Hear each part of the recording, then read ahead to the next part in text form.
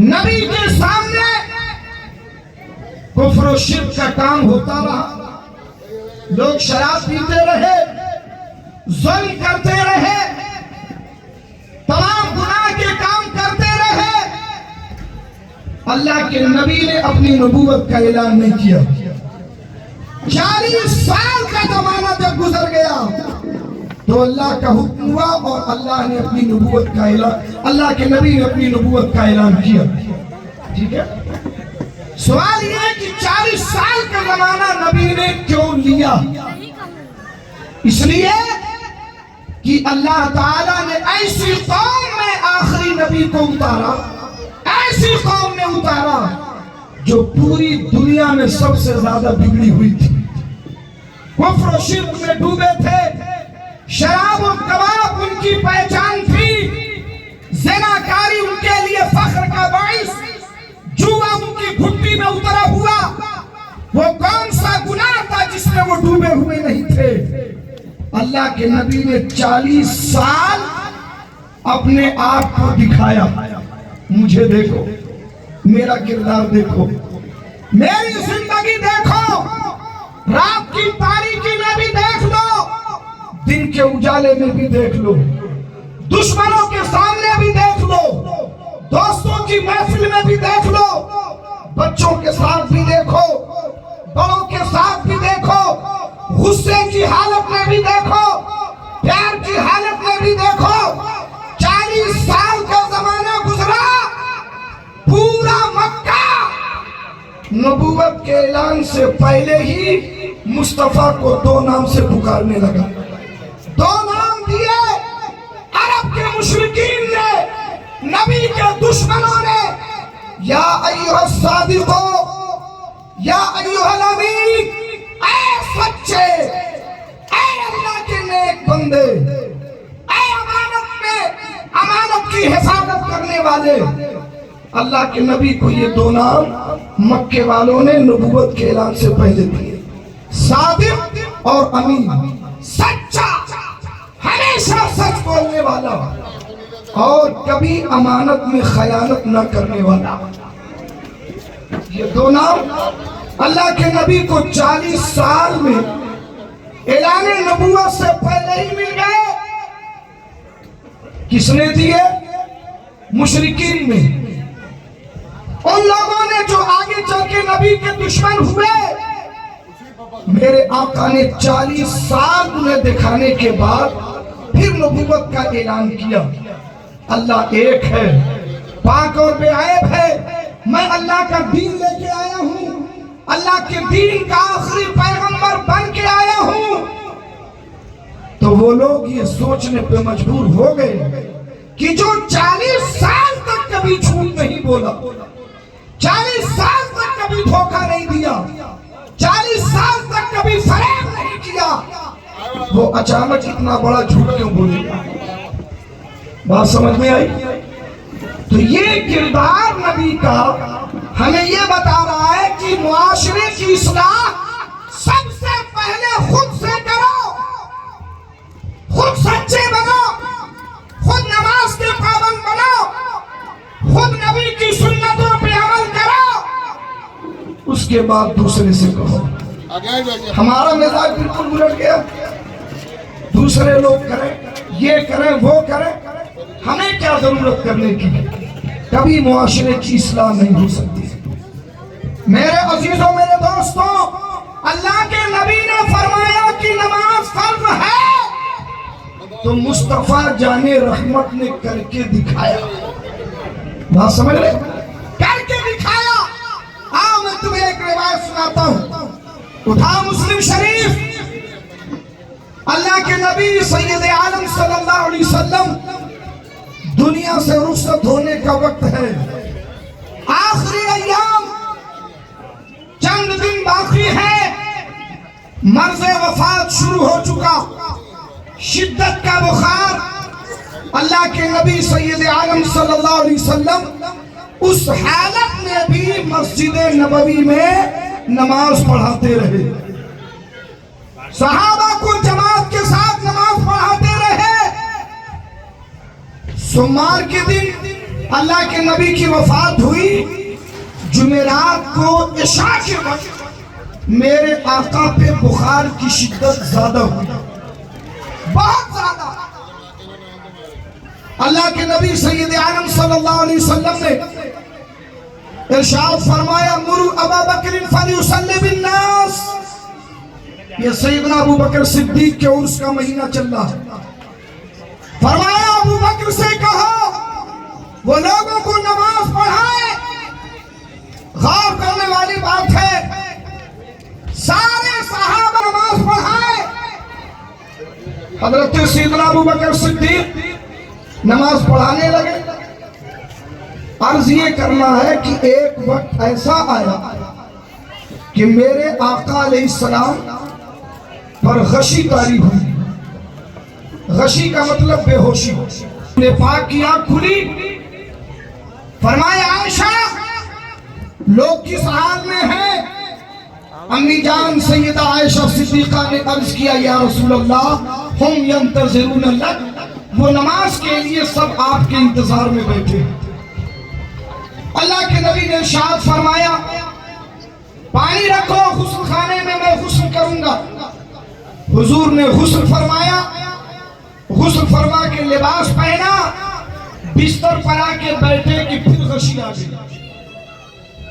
میرے آقا کافی دیر تک غشی کی حالت میں رہے، جیسے ہی افاقہ ہوا آنکھ کھولی، یا عائشہ لوگ کس حال میں ہیں؟ یا رسول اللہ ہم ینتظرون لک، وہ سب آپ کے انتظار میں ہیں۔ فرمایا اچھا غسل خانے میں پانی رکھو میں غسل کروں گا۔ بخار شدید تھا، میرے آقا نے دوبارہ غسل کرنے کے لیے فرمایا، پانی رکھا گیا، مصطفیٰ جان رحمت نے غسل فرمایا اور غسل سے فارغ ہو کے بستر پہ آئے تو پھر غشی آ گئی، پھر غشی آئی۔ کچھ دیر کے بعد مصطفیٰ جان رحمت نے آنکھ کھولی، پھر ارشاد فرمایا عائشہ لوگ کس حال میں ہیں؟ یا رسول اللہ وہ سب آپ کے انتظار میں ہیں۔ فرمایا غسل خانے میں پانی رکھو میں غسل کروں گا۔ اللہ کے نبی نے تیسری مرتبہ غسل کیا اور تیسری مرتبہ غسل کر کے جب بستر پہ آئے تو پھر غشی آ گئی۔ جب تیسری مرتبہ پھر غشی آئی، کچھ دیر کے بعد جب آنکھیں کھولی تو اللہ کے نبی نے، سمجھا آپ نے، اللہ کے نبی نے مسجد میں جانے کی جتنی بشری تقاضے کے مطابق کوشش ہو سکتی تھی وہ کی، مسجد میں جا کر کے نماز پڑھائیں۔ 3 مرتبہ کوشش فرمائی، مگر بتقاضائے بشریت جب میرے آقا مسجد میں نہ جا سکے تو فرمایا ابو بکر سے کہو کہ لوگوں کو نماز پڑھائیں۔ ہمارے ہاں بھی ذرا سا بخار ہو جائے، تھوڑی سی طبیعت خراب ہو جائے تو مسجد تو چھوڑو نماز ہی چھوڑ دیتے۔ ارے یار چھوڑو طبیعت خراب ہونے کی بات، اچھا خاصا ہٹا کٹا انسان، کوئی مرض نہیں، کوئی تکلیف نہیں کہ اسے مسجد میں نماز پڑھنے جانا چاہیے۔ آگے سنو، اللہ کے نبی نے فرمایا اس کے بعد میرے آقا مسجد میں جانے کی خواہش فرماتے ہیں تو حدیث شریف میں میرے آقا نے نظر دوڑائی، حضرت مولا علی نظر آئے، حضرت عباس رسول پاک کے چچا نظر آئے، دونوں کو قریب بلایا اور قریب بلانے کے بعد ایک ہاتھ مولا علی کے کندھے پر اور دوسرا ہاتھ حضرت عباس کے کندھے پر، دونوں کے کندھے پہ ہاتھ رکھ کے فرماتے ہیں مجھے اللہ کے دربار میں لے کے چلو، مجھے میری مسجد میں لے کے چلو۔ ایسی حالت میں جبکہ بخار کی شدت، غشی پہ غشی آ رہی ہے، چلنا پھرنا اٹھنا بیٹھنا مشکل، میرے آقا نے اس وقت بیوی بال بچے جائیداد پراپرٹی کے بارے میں کوئی فکر نہیں، اگر فکر ہے تو اس بات کی کہ کسی طرح اللہ کی مسجد میں پہنچ جائے، دونوں ہاتھ رکھا، فرمایا مجھے لے کر کے چلو۔ اللہ کی عزت کی قسم، مصطفیٰ کے قدم ناز کی شان یہ ہے کہ قیامت کے دن نبی کے قدم عرش اعظم کے تاج بنیں گے۔ عرش اعظم پہ مصطفیٰ جان رحمت کا قدم ہوگا، وہ شان قدم مصطفیٰ کی ہے۔ مگر جب مصطفیٰ مسجد جا رہے تھے تو مسلم شریف کی روایت میں ہے وَرِجْلَاهُ تَخُطَّانِ عَلَى الْأَرْضِ، نبی کے دونوں قدم زمین پہ گھسٹ رہے تھے، زمین پہ گھسٹ رہے ہیں۔ اور اس شان سے سارے نبیوں کا امام اپنے رب کے دربار میں کھڑا ہوا۔ آپ کیا سمجھتے ہیں اس نماز کو؟ یہ آپ کے نبی کی نماز ہے۔ مسلمانوں، ایک بات اچھی طرح یاد رکھنا، تمہاری دنیا اور آخرت کی عزت اسلام کی ہی بنیاد پر ہے۔ سمجھ گئے؟ ہزاروں کروڑوں آتے ہیں، کروڑوں پیدا ہوئے ختم ہو گئے، دنیا میں نام و نشان باقی نہیں۔ بڑے بڑے بادشاہ، بڑے بڑے حاکم حکمراں، بڑے بڑے تاجور، جن کی حکومتیں چلتی تھیں، جن کے نام پہ گردنیں مار دی جاتی تھی، جن کے نام کے سکے چلتے تھے، آج ان کی قبروں کے نشان تک نہیں ہیں۔ مگر جو 800 سال، 500 سال، 1000 سال دنیا سے نہ بادشاہ تھے، نہ حاکم تھے، نہ حکمراں تھے، نہ کسی پارٹی کے لیڈر تھے، نہ بزنس مین تھے، نہ راجہ مہاراجہ تھے، ایک فقیر صفت انسان، مگر اللہ کی مرضی کی زندگی گزارنے کی شان یہ ہوئی کہ 800 سال سے زیادہ گزر گیا، مگر اجمیر میں آج بھی اس کی حکومت چل رہی ہے۔ نعرہ تکبیر، نعرہ رسالت، شہنشاہ ہندوستان، نعرہ تکبیر۔ 500 سال سے زیادہ گزر گیا، مگر کچھوچا میں آج بھی اس کا سکہ چل رہا ہے۔ 900 سال کا زمانہ گزر گیا، مگر بہرائچ میں آج بھی اس کی شان بلند ہے، اور 1000 کے قریب ہو گیا بغداد سے ساری دنیا پر حکومت کرنا۔ یہ کون ہے؟ کب یہ راجہ تھے؟ کب شہنشاہ تھے؟ کس ملک کے بادشاہ تھے؟ کب ان کی حکومت قائم ہوئی؟ کبھی نہیں۔ یہ کوئی راجہ مہاراجہ نہیں تھے، انہوں نے اپنی زندگی اپنے رب کی مرضی کے مطابق گزاری۔ سمجھ گئے؟ اور یہ اسلام کی حقانیت ہے، غور کر سکتے ہو تو کرو، سوچ سکتے ہو تو سوچو۔ پوری دنیا میں جہاں سے سورج نکلتا ہے اور جہاں غروب ہوتا ہے، شمال سے لے کے جنوب تک جہاں کئی انسان بستے ہیں، اسلام کی حقانیت اگر سمجھ سکتے ہو تو اشارہ کافی ہے۔ کوئی ایک لاؤ، کہیں کا بھی ہو، کسی بھی کاسٹ کا ہو، کسی بھی دھرم کا ہو، ایک کوئی لاؤ، دنیا میں تو ظالم بھی اپنی شان دکھا لیتا ہے۔ دنیا میں پیسے والا ہے تو اپنا ڈنکا بجوا لیتا ہے۔ دنیا میں اگر راجہ مہاراجہ ہے تو زبردستی سجدہ بھی کرا لیتا ہے۔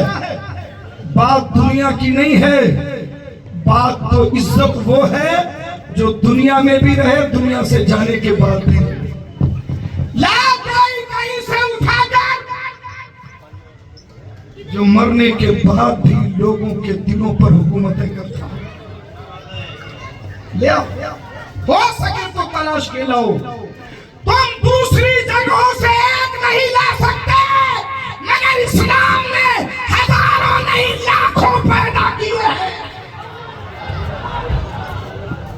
تم ایک نہیں لا سکتے، مگر اسلام نے لاکھوں پیدا کیے. جس شہر میں جاؤ گے کوئی اللہ والا تمہیں ملے گا، اس کا دربار ملے گا. لوگ آج بھی اس کے یہاں بھیک مانگتے ہیں. اور یہ خصوصیت، یہ خاصہ صرف اسلام کا ہے. یہ مذہب اسلام کی سچائی ہے. ہمارے رب نے دکھا دیا. یہ دھرتی، یہ زمین سائنس مانتی ہے کہ اگر ہاتھی کو بھی دفن کر دو تو 2 مہینے کے اندر اس کے گوشت اور ہڈیاں مٹی میں مل جائیں گی. ارے بولو بھائی، شیر کو، ہاتھی کو، کسی کو بھی دفن کر دو، مگر یہ زمین کسی کو بخشنے والی نہیں. ایک نہیں، ہزاروں بار اس دنیا نے دیکھا کسی اللہ والے کی قبر کھلی تو جسم چھوڑو کفن بھی سلامت، جسم چھوڑو.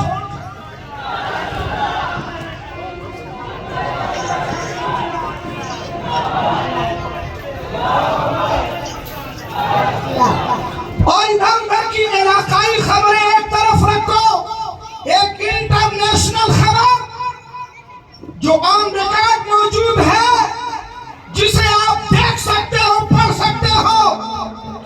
عراق میں شاہ فیصل کا زمانہ کون نہیں جانتا؟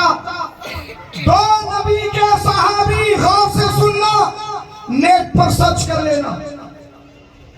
2 نبی کے صحابی حضرت حذیفہ بن یمان اور ایک صحابی رسول اور ہیں. ابھی زیادہ زمانہ نہیں گزرا، غالباً 80-85 سال کا وقت گزرا. 80-100 سال بھی نہیں ہوئے. شاہ فیصل کے خواب میں، شاہ فیصل کے زمانے میں جو مفتی اعظم تھے عراق کے، ان کے خواب میں حضرت حذیفہ بن یمان تشریف لائے. فرمایا کہ میری قبر دجلہ کے قریب ہے، دریا کا پانی قبر میں آ رہا ہے، میری قبر کو دوسری جگہ منتقل کرو. یہ پہلے اٹھتے تھے، خواب بھول جاتا تھا. تو 4تھی مرتبہ عراق کے مفتی اعظم کے خواب میں آئے اور فرمایا کہ میری قبر میں نمی آ رہی ہے، قبر کو منتقل کرو. تب مفتی اعظم شاہ فیصل کے پاس پہنچے اور بتایا کہ ایسا ایسا میں نے خواب دیکھا. علماء کی ٹیم بیٹھائی گئی، مفتیان کرام سے مشورے ہوئے، طے پایا کہ قبریں کھولی جائیں، منتقل کر دی جائیں. 1350 سال پہلے دنیا سے 100-200 سال کی بات نہیں، 1350 سال پہلے دنیا سے رخصت ہونے والے نبی کے 2 صحابی جب ان کی قبریں کھودی گئی تو میڈیا میں بات آئی، پوری دنیا سے لوگ پہنچے. جب میں غفیر ہو گیا، قبریں کھولی گئی تو دنیا دیکھ کر حیرت میں تھی کہ بدن تو بدن ہے، کفن بھی اتنا تازہ تھا کہ ایک مٹی اور میل کا نشان تک نہیں تھا. زمین میلی نہیں ہوتی، زمن میلا نہیں ہوتا، محمد کے غلاموں کا کفن میلا نہیں. اور سنو، وہ اللہ نے عظمت عطا فرمائی، اسٹریچر لایا گیا کہ 2 آدمی قبر میں اترے اور لاش مبارک کو اٹھا کے اسٹریچر پر رکھے. جیسے اسٹریچر قریب لایا گیا، ہاتھ لگانے کی ضرورت نہیں پڑی. یہ کرامت ساری دنیا نے دیکھا کہ لاش مبارک خود بخود اٹھ کر کے اسٹریچر پر. یہ ہم 1400 سال پہلے کی بات نہیں، 85 سال پہلے کی بات بتا رہا ہوں. تو نبی کے غلاموں کی یہ شان ہے کہ انہوں نے دنیا کو یہ دکھا دیا. ارے جب وہ خواب میں آ کر یہ بتا سکتے ہیں کہ میری قبر میں پانی ہے، منتقل کرو، تو وہ خود بخود اپنی قبر بھی منتقل کر لیتے. ارے بولو یار، کر لیتے. مگر رہتی دنیا تک ہمارے عقیدے کو بچانا تھا اور یہ بتانا تھا اسلام ہی سچا دین ہے جس کے ماننے والے 1400 سال کے بعد بھی جب زمین نہیں کھا سکتی تو قیامت کے دن بھی اور آخرت میں بھی عزت انشاءاللہ ایمان والوں. سبحان اللہ سبحان اللہ ماشاء اللہ. یہ ہماری آنکھیں کھولنے کے لیے کافی ہے. لوگ پیسوں پہ مرتد ہو رہے ہیں, بک رہے ہیں, اپنے آپ کو بدل رہے ہیں. اسلام کو ایسے لوگوں کی ضرورت بھی نہیں ہے. بے شک. یہ بات یاد رکھنا کہ اسلام دل میں اترتا ہے. ایمان کا تعلق سب سے پہلے دل سے ہوتا ہے. اگر ایمان دل میں نہیں ہے, صرف زبان پر ہے, تو شریعت نے اس کو مومن نہیں کہا, منافق کہا. بے شک بے شک بے شک. جو دل میں کفر رکھے اور زبان سے اپنے اسلام کا اقرار کرے, وہ کیا ہے شریعت میں؟ ارے بولیے بھائی. ہم اس بات کو بہت حیرت میں لیتے ہیں, آپ سب کو بتا دیں, اور آپ اس چیز کو سن لیجئے. کون کہتا ہے کہ کسی کو زبردستی مسلمان بنایا جا سکتا ہے؟ سن لو اچھے سے, اور میں بہت کھل کے یہ بات بول رہا ہوں کیونکہ کچھ کنفیوژن ہے. اگر اسے کلیئر نہ کیا جائے تو ہمیشہ وہ کنفیوژن بنا رہتا ہے. سنو, الزام ہے آپ پر, ہم پر, ہماری قوم پر کہ تلوار کے ذریعے ڈرا کر کے, ایسے کر کے, ویسے کر کے, مجبور کر کے لوگوں کو مسلمان بنایا گیا. ارے ہے نا, ارے بولو نا یار, یہ الزام ہے. اب سنو کہ مسلمان کہتے کس کو ہیں. مسلمان صرف وہی ہے, صرف وہی ہے جو دل سے ایمان کو قبول کرے. بہت اچھے سے سننا میری بات. دل سے اسلام کو ایکسپٹ کرے اور پھر زبان سے اقرار کرے, تب اسلام کہتا ہے کہ میرے دامن میں آ جا. سمجھ رہے ہو؟ اور اگر کسی کو ڈرایا گیا, دھمکایا گیا, لالچ دی گئی, دل سے ایکسپٹ نہیں کیا, دل سے قبول نہیں کیا, زبان سے قبول کیا, تو تم کیا باہر نکالو گے؟ ہمارا دین پہلے اسے باہر کرتا ہے. ہمارا دین کہتا ہے وہ مسلمان نہیں, منافق ہے, وہ جھوٹا ہے, مکار ہے. ارے ہم خود قبول نہیں کرتے, تو اس طرح سے کسی کو مسلمان کیوں بنائیں؟ بولو بھائی. جسے ہمارا دین قبول ہی نہ کرے, جسے مسلمان ایکسپٹ ہی نہ کرے, اس طریقے سے ہم مسلمان کسی کو بنا ہی نہیں سکتے. اس لیے کہ ایمان کا پہلا کنیکشن کہاں سے ہوتا ہے؟ دل سے. اور ایک اور بات سن لو, ٹھیک ہے, ہر ایک کی اپنی زبان ہے, اپنے اپنے کلچر ہے, اپنی بولی ہے, جو چاہے جیسا بولے, مگر کنفیوژن دور کرنا ضروری ہے. سنو, آپ سے کہا جاتا ہے کہ تمہارا دین 1400 سال پہلے کا رہے نا, تمہارا دین پہلے 1400 سال پہلے کا ہے, اس لیے ادھر واپسی کرو, ادھر واپسی کرو, یہاں واپسی کرو, وہاں واپسی کرو. ان کی باتیں, ان کی بولی ہے, ہمیں ان کے اوپر کچھ کہنے کی ضرورت نہیں. ہم آپ کا ایک کنفیوژن دور کر رہے ہیں, اور بہت ذمہ داری سے ڈنکے کی چوٹ پر یہ بات کہہ رہے ہیں. یہ علماء بیٹھے ہیں, علماء اہل سنت, یہ اس بات کے گواہ ہیں. کون کہتا ہے کہ اسلام ایک نیا دھرم ہے جس کا جنم 1400 سال پہلے ہوا؟ غلط, جھوٹ. کیا بول رہا ہوں؟ یہ غلط ہے, یہ جھوٹ ہے. اسلام اگر 1400 سال پہلے پیدا ہوا, اس کا مطلب اس سے پہلے اسلام نہیں تھا. ارے بولو بھائی, ہم کیا کہتے ہیں؟ 1,24,000 یا 2,24,000 اللہ نے بھیجے. سن رہے ہو؟ کیا لے کے آئے وہ؟ جس دین کی تبلیغ کے لیے آئے, اس دین کا نام اسلام تھا. کیا بات ہے، سبحان اللہ سبحان اللہ، ماشاء اللہ۔ موسیٰ جس دین کو لے کے آئے وہ اسلام ہے، بے شک، عیسیٰ جو دین لائے وہ اسلام ہے، ابراہیم جو دین لائے وہ اسلام ہے، حضرت آدم جو دین لے کے آئے اس دین کا نام اسلام ہے۔ سبحان اللہ سبحان اللہ، بے شک۔ شریعت بدلی، احکام بدلے، جیسا جیسا زمانہ آیا لوگوں کے حالات کے اعتبار سے حکم بدلے، شریعت بدلی، مگر دین تمام نبیوں کا اسلام تھا اور اسلام ہے۔ ارے بات سمجھ رہے میری؟ جی جی۔ تو اب جب اسلام سارے نبیوں کا دین ہے تو ہمارا دین وہ ہے کہ اس دھرتی پر جب انسان نے پہلا قدم رکھا، آدم کا پہلا قدم پڑا تو اس دھرتی پر اسلام آیا۔ سبحان اللہ سبحان اللہ۔ بات سمجھ رہے کہ نہیں میری؟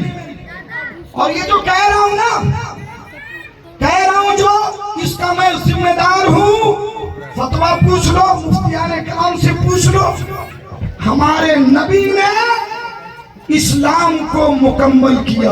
بے شک بے شک۔ اللہ نے کیا فرمایا؟ الیوم اکملت لکم دینکم، آج ہم نے تمہارا دین مکمل کیا۔